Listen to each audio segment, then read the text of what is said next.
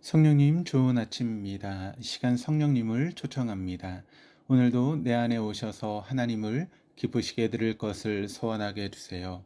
오늘 말씀을 통해 구체적으로 무엇을 해야 할지를 깨닫게 해주세요. 깨달은 것을 삶 속에서 실천할 수 있도록 도와주세요. 아멘.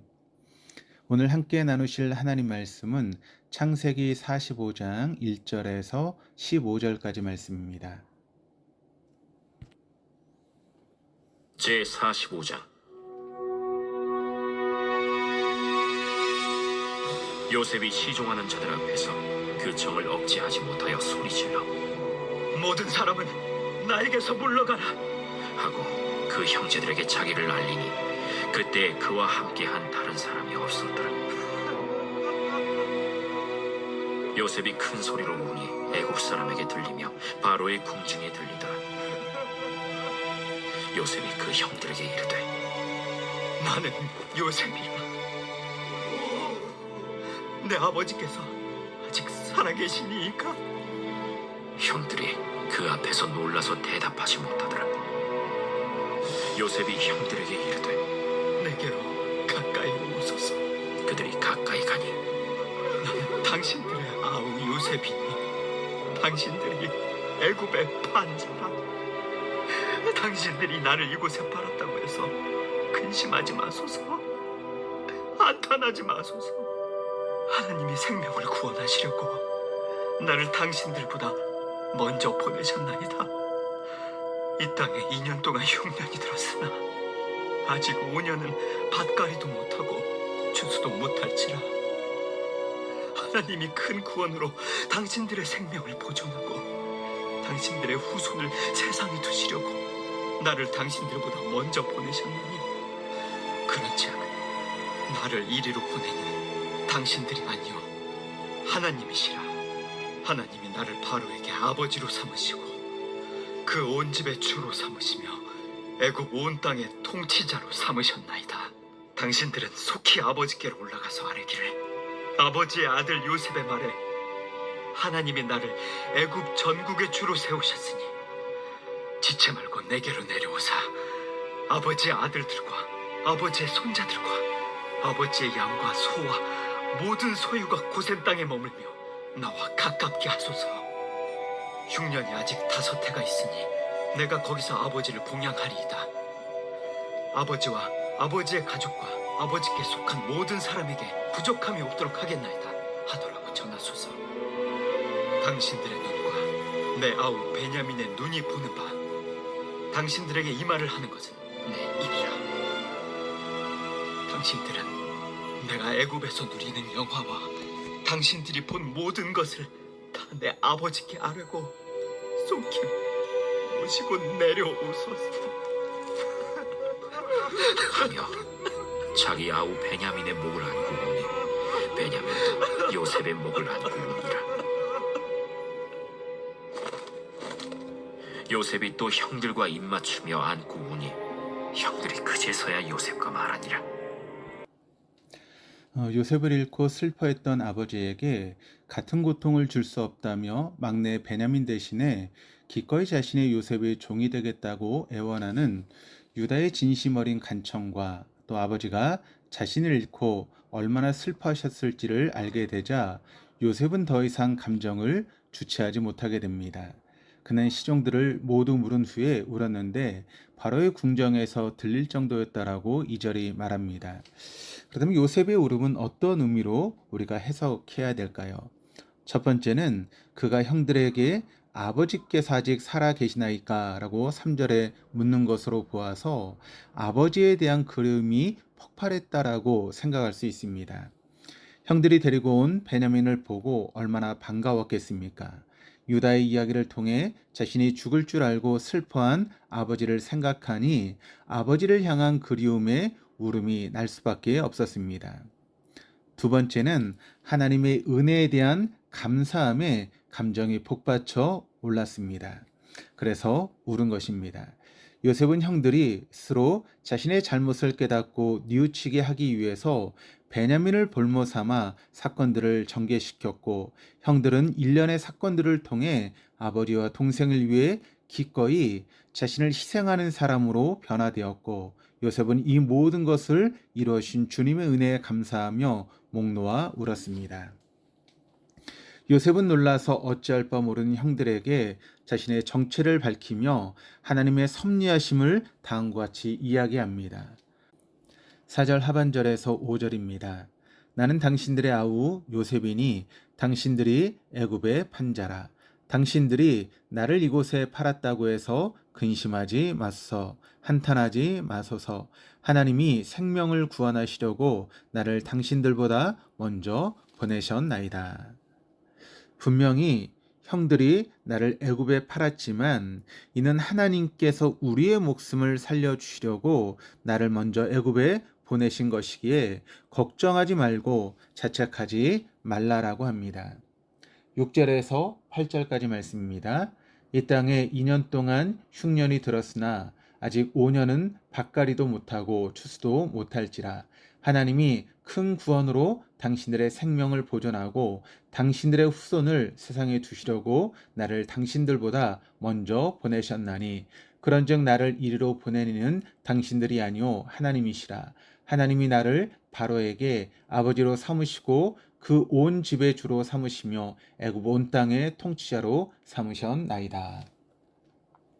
흉년은 앞으로도 5년 동안 계속될 것인데 이 기근 속에서도 이스라엘의 생명을 보존하고 이스라엘이 계속해서 번성하기 위해서 하나님께서 형들을 통해 나를 이곳에 먼저 보내셔서 나를 애굽의 총리로 세워주셨다라고 하는 놀라운 간증을 합니다. 대단히 반전이 아닐 수 없습니다. 자신을 죽이려고 했고 노예로 팔아버리고 아버지에게 거짓으로 요셉을 죽였다라고 하는 소식을 전해 아버지를 상심하게 했던 형들을 어떻게 이렇듯이 용서할 수 있을까요? 만약 요셉이 복수의 눈이 멀었다면 이스라엘은 과연 어떻게 되었을까요? 우크라이나를 무력으로 침략한 러시아를 향해서 전 세계가 비난하고 다양한 제재를 하고 있습니다. 우리는 폭력은 문제 해결에 적절한 방법이 될 수 없고 더 심각한 갈등과 피해를 초래한다라고 하는 사실을 알고 있습니다. 요셉이 애굽의 총리로 발탁된 것이 30살이었고 7년 후에 풍년 후에 온 지변에 흉년이 들었고 흉년 2년째에 식량을 구하기 위해서 애굽에 온 형들을 만났습니다. 17살에 애굽에 팔려왔으니 그는 약 22년 만에 형들을 만났습니다. 요셉은 단박에 형들을 알아보았지만 형들은 요셉을 알아보지 못했습니다. 원수는 외나무 다리에서 만난다라고 이야기를 합니다. 22년 만에 자신을 팔아넘긴 형들을 마주한 요셉의 심정이 어떠했을까요? 가해자는 자신의 잘못을 잊어버릴지라도 피해자는 자신이 당한 일을 절대로 잊지 못합니다. 요셉은 지금 당시 최대 강대국이었던 애굽의 총리였습니다. 그러니까 요셉은 사소한 이유를 대서라도 히브리 사람을 죽일 수 있는 막강한 권력을 갖고 있었습니다. 그리고 요셉은 그들을 처벌할 수 있도록 조치를 취해 놓았고 절도죄로 처벌할 수 있었습니다. 그러나 요셉은 자신이 요셉임을 드러내지 않고 그들을 떠보았습니다. 이처럼 요셉이 형들을 단죄하지 않고 용서할 수 있는 원동력은 어디에서 왔을까요? 창세기 42장 9절에 의하면 요셉은 자신 앞에서 엎드려 있는 형들의 모습을 보고서야 어린 시절의 꿈꿈, 즉 형들이 묶은 곡식단이 자신의 곡식단에 절하고 해와 달과 11별이 자신에게 절하는 꿈이 생각났습니다. 다시 말하면 자신 앞에서 엎드려 있는 형들을 보고 나서야 하나님의 자신을 향하신 이스라엘을 향하신 섭리하심을 깨닫게 되었을 것입니다. 만약 요셉이 과거 자신이 꿈을 이루기 위해서 살았다면 최고의 자리에 오른 그는 자신 앞에 엎드린 형들을 용서하지 못하고 단죄하는 복수의 화신이 되었을 것입니다. 요셉은 형들을 용서하는 것으로 그치지 않고 이스라엘을 향하신 하나님의 섭리하심을 이루기 위해 다음과 같은 준비를 해 두었습니다.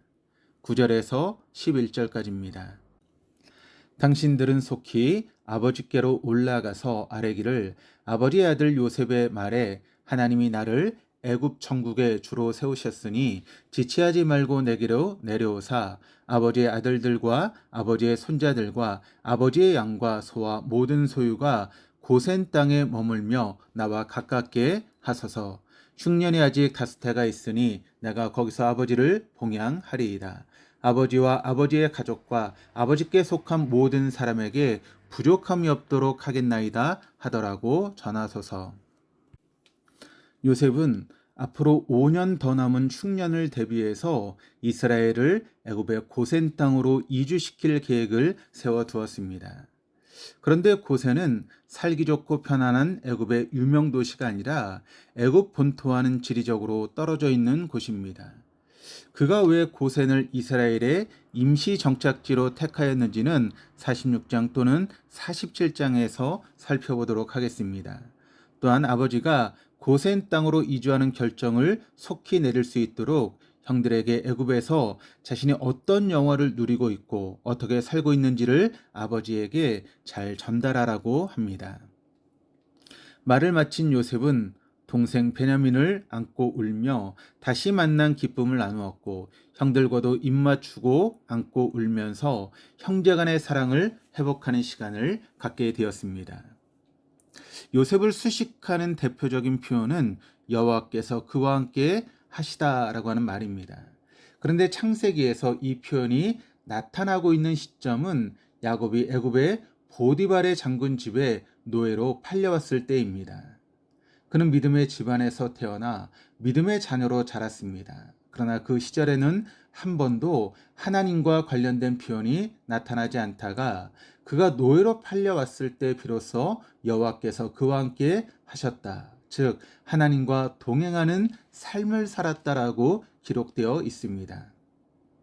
이 말은 그가 믿음의 가정에서 성장했음에도 그는 하나님과 동행하는 삶을 살지 않았다라고 하는 반증입니다. 형제 간에는 당연히 다툼이 있습니다. 그러나 요셉의 형들이 17살에 불과한 동생 요셉을 죽이려고 깊은 구덩이 속에 던져버렸다가 미디안 상인에게 노예로 팔아넘기고 아버지에게는 요셉이 들짐승에게 죽었다라고 거짓말을 했습니다. 즉 요셉은 아버지의 편애 속에서 형들에게 오만방자하게 행동했고 그 결과 파국을 맞이했습니다. 그런데 형들이 요셉을 죽이려고 깊은 구덩이에 던져버린 사건은 그의 인생의 터닝 포인트가 되었습니다.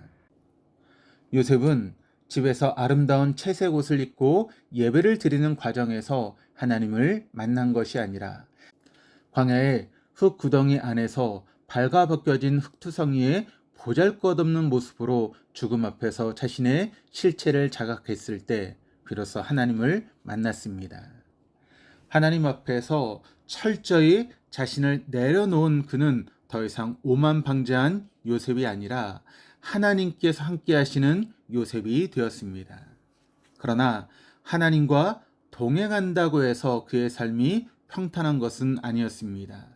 누명을 쓰고 죄수가 되었지만 그는 여전히 하나님과 동행하는 삶을 살았습니다. 그런 그를 하나님께서 애굽의 총리가 되도록 역사해 주셨습니다. 요셉은 하나님께서 자신을 애굽의 총리로 세우신 이유를 총리가 된 지 9년째 자신을 팔아넘긴 형들을 만나는 순간 깨달았습니다. 바로 이스라엘을 이 기근으로부터 구원하시려고 하나님께서 자신의 삶의 모든 순간에 걸쳐 역사하셔서 자신을 이 자리에 세우셨다라고 하는 사실을 말입니다. 이 사실 앞에서 요셉에게는 더 이상 형제를 향한 원망을 할 수 없었고 형제를 미워할 수 없었습니다. 하나님께서 이스라엘을 구원하신 이유는 야곱의 후손인 유다의 후손을 통해 메시아이신 예수 그리스도를 이 땅에 보내셔서 우리를 구원해 주시기 위함입니다. 하나님께서는 이 땅에 예수 그리스도를 먼저 보내셔서 우리를 구원해 주셨습니다. 그렇다면 우리를 향하신 하나님의 섭리하심은 당연히 우리를 통해 주님을 모르고 믿지 않는 사람들을 구원하는 것입니다. 그 구원의 뜻을 이루시고자 주님께서는 우리를 먼저 각자 삶의 자리에 보내셨습니다. 이 시간 뒤를 돌아보시기를 바랍니다. 요셉과 함께 하신 하나님께서 성령 하나님으로 우리의 삶의 모든 순간 역사하셨음을 믿으십니까?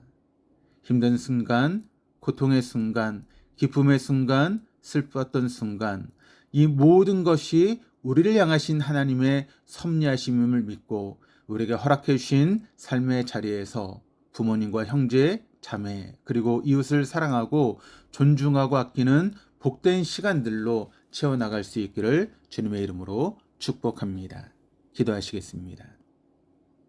하나님 아버지, 요셉과 동행하신 여호와 하나님께서 대한민국의 역사를 주관해 주시고 우리와 함께 해주셔서 감사합니다. 우리를 향하신 주님의 섭리하심을 깨닫지 못해서 주님을 원망하거나 한참이 지나서야 깨닫는 어리석기 그지없음을 용서하여 주시옵소서. 주님, 우리의 삶의 자리가 하나님의 뜻을 이루기 위해서 주님께서 직접 세우신 자리임을 잊지 않도록 도와주시옵소서. 감사드리며 예수 그리스도 이름으로 기도드립니다. 아멘.